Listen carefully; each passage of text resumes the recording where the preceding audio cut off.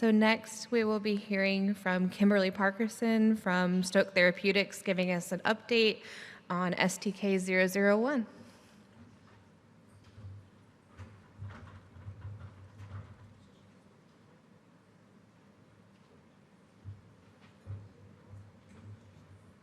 Alrighty, so thanks certainly to the DSF for giving us the opportunity to give this update. I'm really excited to be here just to discuss where we've come since the last time we talked in Fort Worth. And I have several of my colleagues in the audience as well. We have a booth. We'll be here the rest of the conference, and I hope that you all are given the opportunity to meet everyone from our company. We're really excited about our Dravet program moving forward. I am a full-time employee of Stoke Therapeutics. And so I thought I'd just start a little bit with information about our company and who we are. So we're a pretty small biotech company. There's about 115 employees in our company. Our labs and offices are in the Boston area. We were founded in 2014, so we just had our 10th anniversary. We were founded by two really brilliant researchers, both of which have really dedicated their lives to really RNA splicing, and these are Isabella Aznarez and Adrian Craner. Adrian Craner was actually the brains really behind Spinraza, which has been really, I think, life-changing for many in the spinal muscular atrophy space. And both of them are really active in our company still. It's Issa that's in that top picture on the right.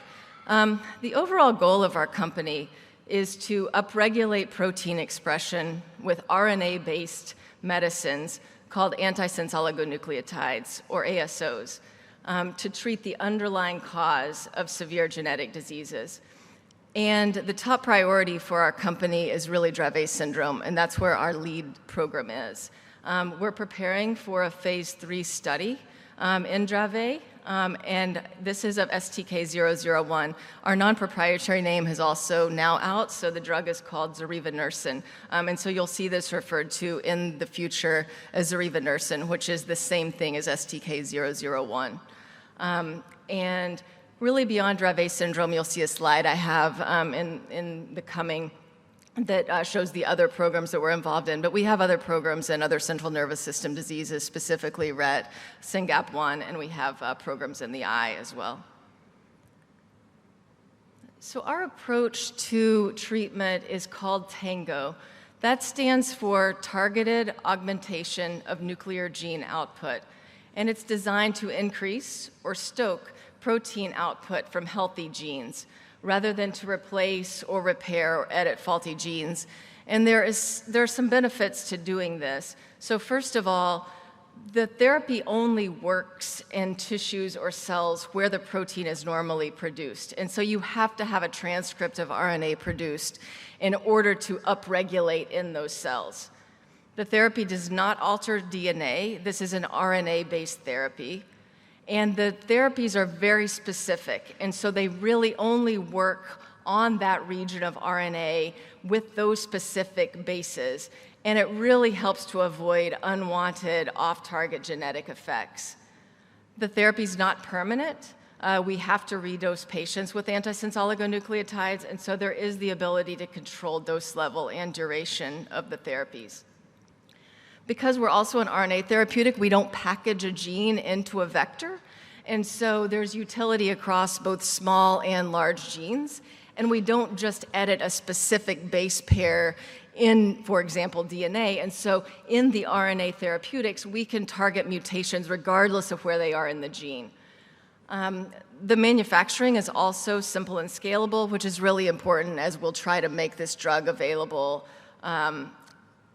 once we get through our studies. Okay, so I'm going to try to walk everyone here just through how a TANGO ASO works in the cell.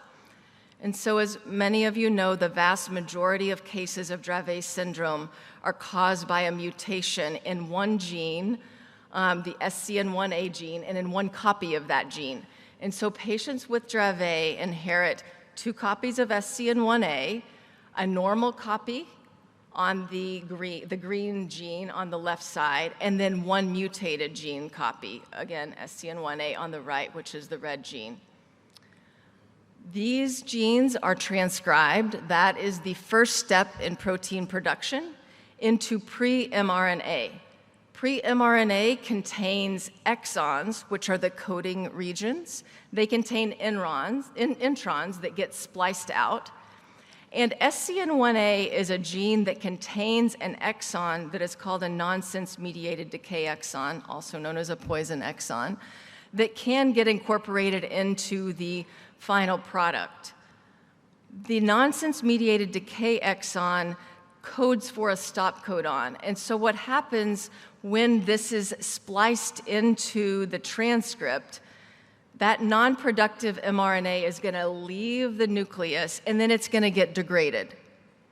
Those transcripts that have that NMD exon spliced out, which is the green side, or the red side for the mutated gene, leave the nucleus, and then they go on to produce normal protein. So we're going to exploit that NMD exon in order to upregulate the protein from the wild-type gene. So I'm going to show this on the next slide. So this is Dravet syndrome with a tango ASO. So again, you have one normal SCN1A gene, you have one mutated SCN1A gene. It goes through transcription, producing pre-mRNA. The next step is then splicing, and so both the wild type and the mutated copy again are going to be spliced. And in this case, there is this little red thing sitting here, which depicts our tango ASO, and what that does is prevent that nonsense-mediated decay exon from being incorporated into the final transcript. In doing that, in both sides, whether it's a normal gene or the mutated gene, you're going to get all your transcripts to be productive. Those coming from your normal gene now are all going to get translated into protein that's functional. And so that's going to increase again from what you had before to now having more of it because we don't have that nonsense-mediated decay exon in that transcript. That also happens in the mutated copy, but again, those don't produce functional protein. And so even though that's being upregulated, it's from the wild-type gene that we're upregulating this protein production that's functional. Okay, so this is a little bit more simplified illustration of how a tango ASO works. So we can think of this as a faucet with two handles. In the normal context, you would inherit two normal genes, and as you can see, you're filling a cup and this water's coming out very fast. So 100% functional NAV1.1 protein expression, which is the product of the SCN1A gene. In Dravet syndrome without zorevunersen, you have one normal gene and you have one mutated gene. That mutated gene is not producing any functional NAV1.1 protein, only your normal gene is. So you can think of this faucet as sort of dripping. If you add zorevunersen to this, what you're going to do is really boost expression from that normal gene. Again, getting us back towards a nice flow of water, which would be the production of this NAV1.1 protein. So what is our company working on? I already briefly alluded to this. Our lead program is Dravet syndrome. We've just completed our phase 1-2 studies of zorevunersen. We're anticipating moving into a phase 3 program. We also have programs in SYNGAP1 that are in the preclinical space. We have programs in Rett syndrome and then another undisclosed CNS target. Those 3 programs are partnered with Acadia Pharmaceuticals. And then we also have a program in ophthalmology and autosomal dominant optic atrophy that we anticipate going into the clinic in the near future. So let's talk a little bit about our phase 1-2 data in Dravet syndrome. And so we've had in our phase 1-2 studies, again, these are now closed, we've completed these studies. We had 81 patients participate in and be dosed in our phase 1-2 studies of zorevunersen. These patients received single or multiple doses of STK-001, up to 70 milligrams per dose. So they got either 1, 2, or 3 doses of STK-001.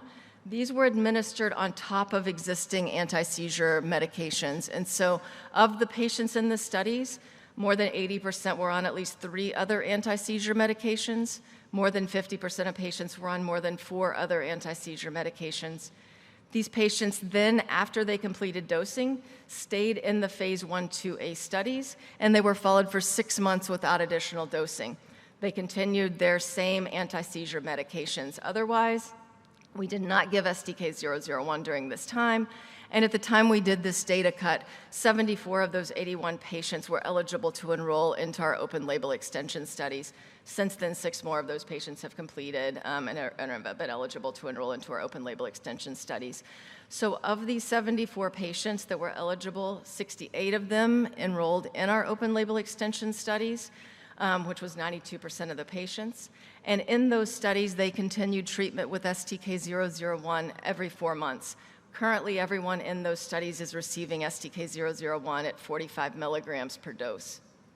Again, STK-001 was administered on top of their underlying anti-seizure regimen. At the time of our data cut, 57 of those 68 patients were still in our studies, so 84% of them were still in the open label extension studies. And at the time of the data cut, we had dosed patients over 3 years in our studies.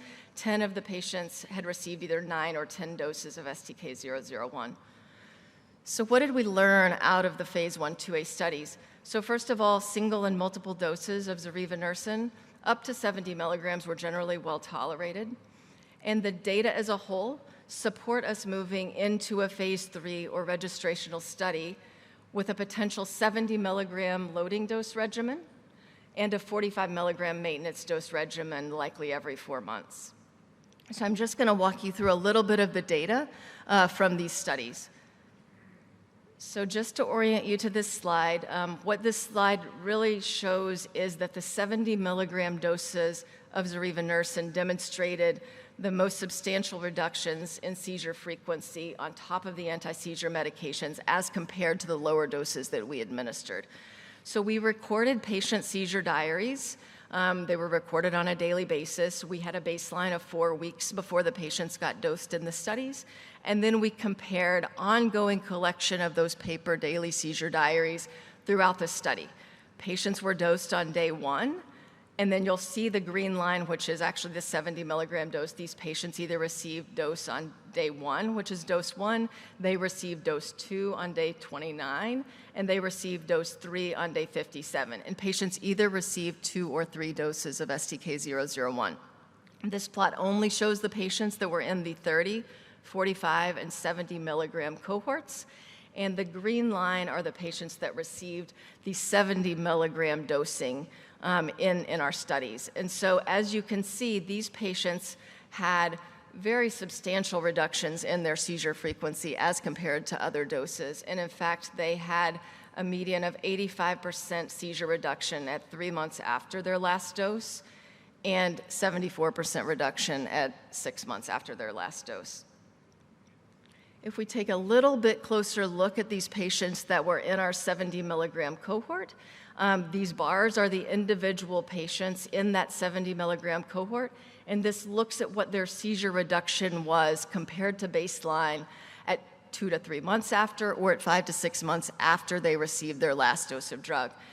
And as you can see, about 80% of the patients treated with either 2 or 3 doses of STK-001 had at least 50% reduction in seizures. We also show here that 2 of these patients were seizure-free during these studies. The ages are listed at the top of these bars, and you can see that in our studies we treated patients from ages 2 to 18. We saw reductions in seizures across the age range. As you can see, patients that were even 14 or 16 had more than 50% reduction in these studies. Then what we did is these patients continued on into the open label extension studies, and I'm just going to go back 2 slides so you can kind of think about these lines as continuations of this graph. And so see the red and orange lines, those are patients that were treated with 30 or 45 milligrams initially. The green line, again, is the 70 milligram patients. Because of when we did the data cut, we only had 3 patients from the 70 milligram cohort continue into our open label extension studies. And again, here, it's shown by the green line. So at least so far, these 70 milligram patients that initially were in our phase 1/2 studies in the first 16 weeks of the open label extension studies. Again, this is these 3 patients.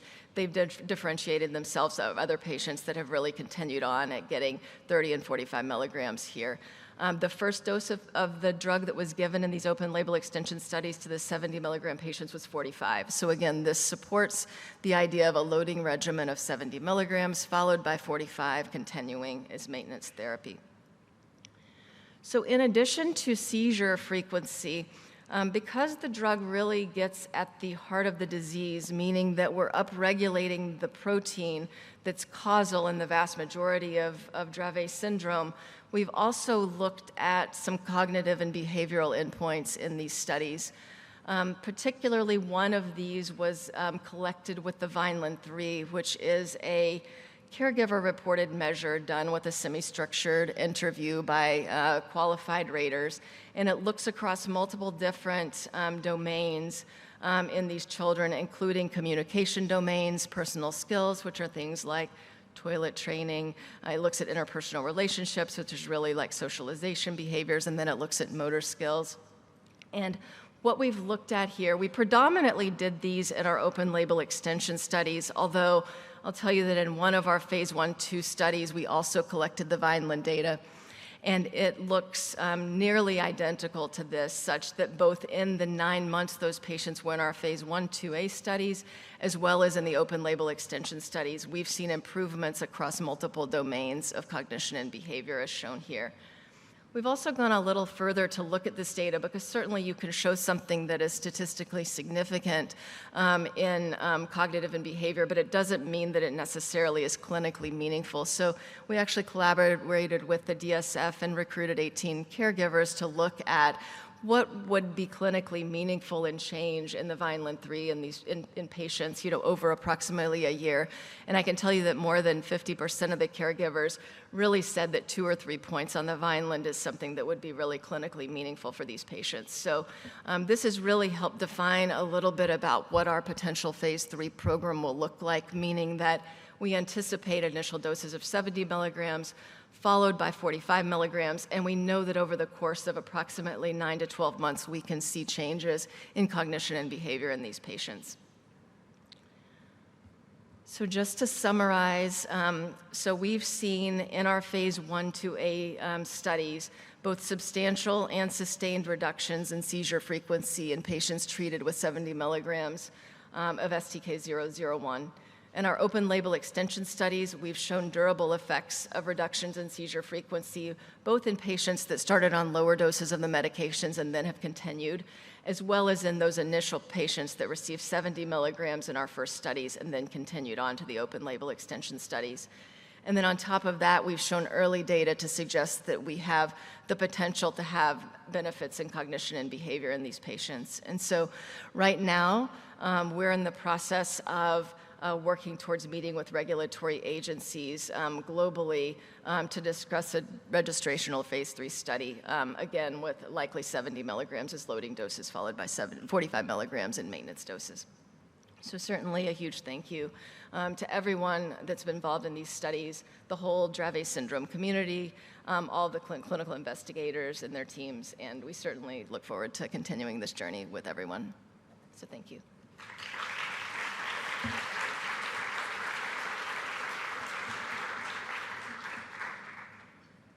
Happy to take a couple questions. We'll also be available certainly the rest of the time here. Could you please describe how the dosing is done? Say that again? Right here. Could you please describe how the doses are administered? Sure. So antisense oligonucleotides are large molecules. They cannot be administered orally in order to get into the CSF space. And so these drugs are administered intrathecally, so they're done through lumbar puncture, which is a fairly routine procedure. The drug itself takes about 1 to 3 minutes to administer. We collect some cerebrospinal fluid before dosing the drug, but they're given intrathecally through lumbar puncture. Are you going to do adults? Right here. Oh, sorry. Are you going to do adult studies? Yeah, that's a great question. And so our data to date suggests that there's not necessarily an age range that could be excluded from benefiting from the therapies. And so right now we've studied ages 2 to 18.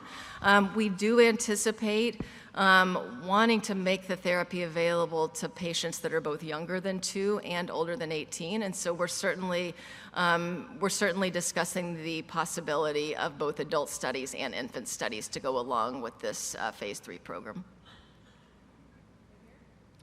Best guess on timeline for enrollment of phase 3? I know it's highly uncertain, but just guess. Sure. So we anticipate in the coming months to discussing with the regulatory agencies. Following that, we'll undergo a series of, site selection, likely globally. We're anticipating a single global phase 3 study. I would anticipate, and again, this is high level and certainly subject to all of the making alignment on the study, but I would anticipate we would start the study in 2025. So for seizure control and cognitive behavior, have you seen, I know you said the patient longest on this has maybe been 3 years. So do you expect it to continue to get better or plateau at a certain point? Sorry, I missed the very first part of that. So as I look at like the cognitive behavior and the seizure control, I think I saw it went up to like 48 weeks. Are you seeing kind of the patients who have been on it longer, like you mentioned, up to 3 years? Do things continue to get better for them, or do they plateau at a certain point? Yeah, that's something we're going to look at certainly with additional data cuts. Right now, these patients had to complete the first phase 1/2 study, and then they've gone on to the open label extension studies. I think when we did this data cut here, we only had approximately 25 to 28 patients out to week 48. The next time we look at this data, we'll have a lot more patients that are out there further. So I think we're going to know more as years go by in the study. But right now, we've not looked at the data beyond 48 weeks at this point. Thank you. Yeah. We have time for one more question. What were the biggest side effects noted in phase 1 and 2? Yeah, so the most common treatment emergent adverse events related to study drug were not those typical of anti-seizure medications. They actually were CSF protein elevations, so an elevation in the protein in the spinal fluid, and procedural vomiting, likely related to the fact that we're dosing the drug intrathecally. So those were the top two treatment emergent adverse events that were related to study drug. And what is the risk of the elevated protein? Yeah, that's a great question. So the CSF protein elevations are something that we're certainly looking more into. It's not been something that's just been seen with STK-001. It's actually been seen across multiple of the antisense oligonucleotides that even have been approved. We have not had any patients that have had any clinical manifestations associated with this at all to date, and so it's only been a laboratory finding. I can tell you that at least of what we've looked at, and we've looked at some of the patients that have had elevated proteins, this does not appear to be something inflammatory. So we're not seeing elevated white counts in the spinal fluid. We've looked at things like, for those that are called oligoclonal bands, which is really something else that can be done inflammatory. We've looked at some of the electrophoresis studies to look at what protein is in there. And for the most part, this looks somewhat like a pan protein. And so it looks like possibly something related just to the blood-brain barrier, because albumin is a large part of that protein. So it doesn't look inflammatory. That's kind of what we've looked at so far, and we've not had any patients having any kind of clinical manifestations. But we're going to continue to follow that certainly with our studies over time.